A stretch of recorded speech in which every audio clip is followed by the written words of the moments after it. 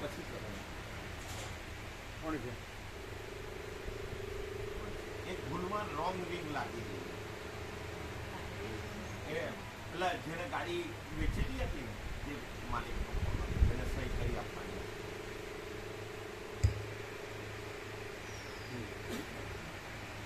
આ એટલે જગતમાં કીર્તિ પ્રભુ કબૂલ કર્યું ને? હા, કીર્તિ પ્રભુએ કબૂલ. કબૂલ્યું? હા, એટલે એ કીધું કે મેં તો મને ની તમે કીધેલું ની એને કીધેલું, મને તો આ ખબર જ નહીં હતી. આ તો જ્યારે આજે ત્યાં વાત નીકળી ત્યારે ખબર પડી કે આવું થયું. પછી હા, એટલે શું કે? એટલે એને કીધું કે ના, એ ગમે તેમ બોલેલો ને એના અભિવેક કરેલો.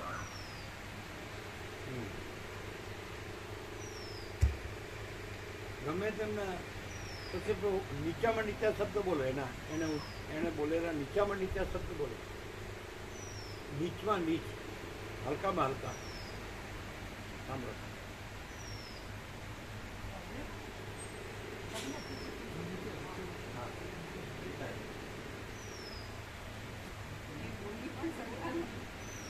એ બોલી પણ શકતા નથી. એ બોલી પણ શકતા નથી. એટલે સમજાય છે હા, કે મારા મોઢામાં ક્યાં છે. એટલે એ જાણે તો છે જ. લાવે તો છે. તો હવે સમજી લો. હા, અમે સાંભળો તો બોલીએ. અમે તો બોલીએ.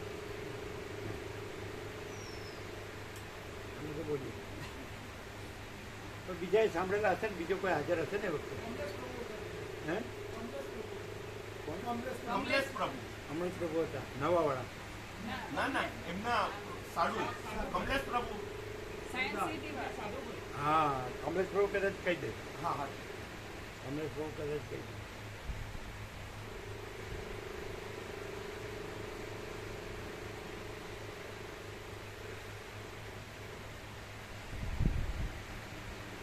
ફોન લગાડી કમલેશ પ્રભુ લગાડો. 0-0 તો કરવું પડે ને.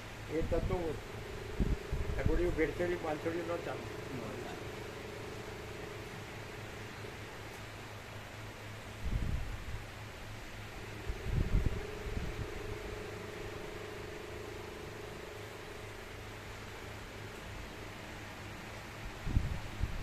આવો સુશીલ પ્રભુ, આવો. તમે આવો, 2 જણા આવો. એને કહેજો કે સાચે સાચું કહો.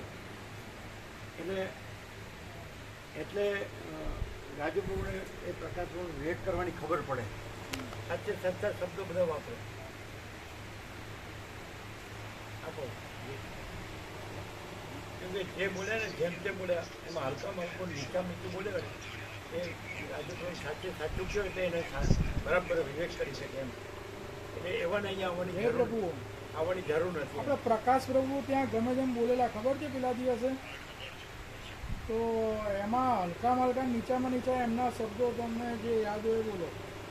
એટલે રાજુ પ્રભુ રાજુ પ્રભુ સાંભળે છે. એટલે હા, એટલે મને એમને કહેતા ફાવે કે ભાઈ તમારા મોંમાંથી આવા શબ્દ જ કેમ નીકળાય એમ. અને તમે આજ સુધી આટલું બધું કર્યું, આ તો તમે કહીને કે કોઈ નીચમાં નીચ માણસ નહીં કરે એવું આપ કેમ કર્યું એમ.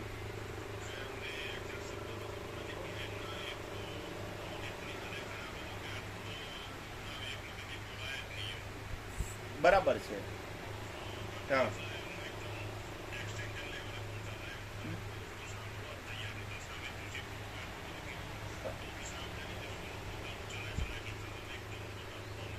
હા હા હા,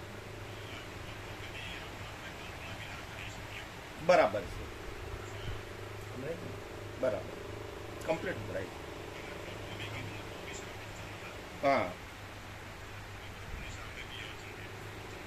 બરાબર બરાબર. હા,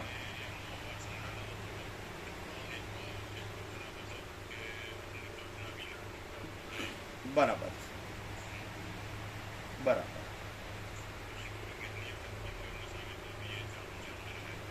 હા હા હા, બરાબર બરાબર.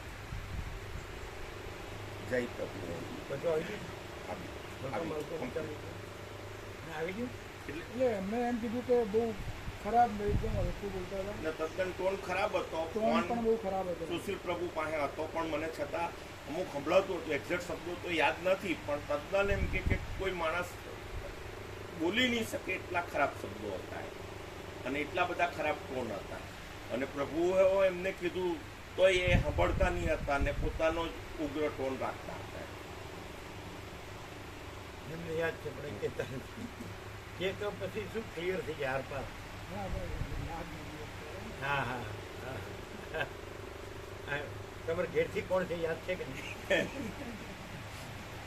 તો પછી તો એ યાદ રહે તો બધું યાદ રહે અને યાદ ન રહે તો કાંઈ યાદ ન રહે તો ફરી ગયું કહેવાય.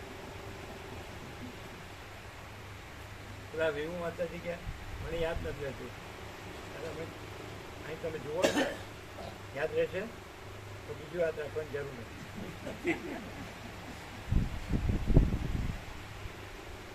અને અને આ કાંઈ નથી એમાં ને ઉડાવો તો બીજું યાદ રાખો એ કાંઈ નથી. કે કાંઈ નથી. તમે શું સાંભળ્યું? તો આવું જ છે. એક્સ્ટ્રીમ બોલતા હતા કે સ્વામીજી ટોન બહુ ખરાબ હતો. બહુ ખરાબ હતું. એક્સ્ટ્રીમ એક્સ્ટ્રીમ હા કે આવું તો સ્વામીજી સામે કોઈ કરી જ ના શકે એમ. કીર્તિ પ્રવણ હતા કીર્તિપ્રભુ તો એમની બાજુમાં તો હતા જ ને. હતા. કીર્તિપ્રભુ તો એમની બાજુમાં જ જોડે જ હતા. હતા ને. તો પછી એને પૂછીએ તો ખબર ન પડે. એનો કે એ છે નહીં ને એ તો પૂરેપૂરું નહોતું ને એનો ભાઈ થાય એટલે નહીં એ કહી દે હે એમ. એ વાત છે. પણ એ જો કે કહી તમે દેશે. આમાંથી જ ન સમજી નહીં એ તો પ્રકાશ પ્રભુ જ કબૂલ હે કે તમે હું બોલ્યા એ તો મને કહો ના ના પણ એમ કે હું આવેશમાં શું બોલે મને ખબર નથી. એટલે એમ જ કે એટલે આણે શું કીધું તમે જો નથી, આપણને બોલે. એમ કે હા, ના, એટલે જ સ્વામીજી આગળ સ્વામીજી સામે આવું તો અમે તો કલ્પના જ ના કરી શકીએ. આટલા એક્સ્ટ્રીમ છે. એમને કંઈ સાંભળે જ ના ચૂસી પ્રભુમાં કોઈ સાંભળવા તૈયાર નથી. અને એમનું જેમ જોડ્યા રાખે અને પાછું એકદમ નહીં નહીં સવાલ જ નથી. એમ નહીં એ ખરેખર અહીંયા આવવા યોગ્ય છે ના, નહીં કે નહીં તો પછી ના પડે. ચોક્કસ સ્ટ્રિક્ટલી ચોક્કસ don't come never come never. મરી ગયા સુધી બરાબર. સંત પાસે નાચી દકસ પ્રાગટ્ય મોડી નતા નતા આવ્યા ને? નતા નહીતર આમ આવતા હોય છે દર જય પ્રભુ નતા આવ્યા? ના જયસ્થ આવેલા ને અમારી સાથે ગાડીમાં આપણે આવેલા. નહોતા આવ્યા.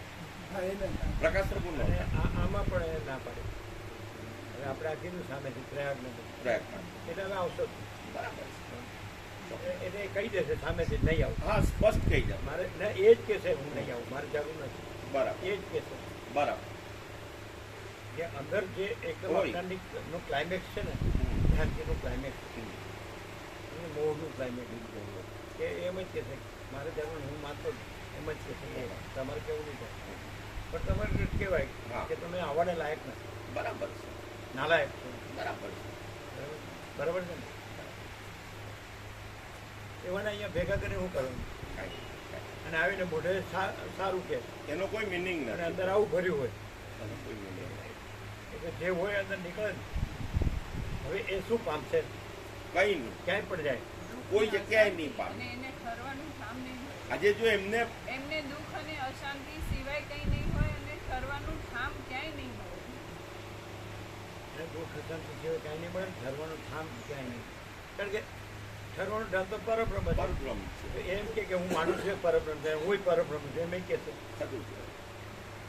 અને મારું બધું પરબ્રહ્મ છે. અજ્ઞાનીનું તો વિનાશ કાળે વિપરીત બુદ્ધિ હોય. તો એ તમારે છેડો હા, પાડીને એને તત્વબોધો પ્રભુએ જેમ કાલે અમને પૂરેપૂરો ક્લિયર કરાવ્યો ને એ એને ભણતો કરાવવા જ બિલકુલ ભણો કરાવવા અને પછી કહેવા કે પ્રભુએ સ્પષ્ટ કીધું છે કે જો આ રીતનું રાખીએ તો પ્રભુ કે પેલા આપણે શું સમજવું જોઈએ, જો આપણે આવું કરી શકતા હોય તો આપણને ત્યાં પગ મૂકવાનો કોઈ અધિકાર જ નથી. હો અને આપણે આપણી જાતે જ આપણું 0-0 કરી નાખવાનું. અહીંથી ને તમે તો જાણો છો કે પ્રભુમાં 0-0 ને નો કોમ્પ્રોમાઇઝ. બરાબર એ રીતે હું બધું છેડો ફાડીને બધું કહી દેવા અમે નો કહીએ એમને સ્પષ્ટ કહેવા કે આપણે સુરેન્દ્ર પ્રભુનો દાખલો નજર સામે જોયો છે હું દશા થઈ, કેમ મર્યા, કેમ થયું, ત્યાર પછી હું થયું ને ત્યાર પછી આખો માળો કેમ વિખાઈ ગયો એ તમે જોયો છે.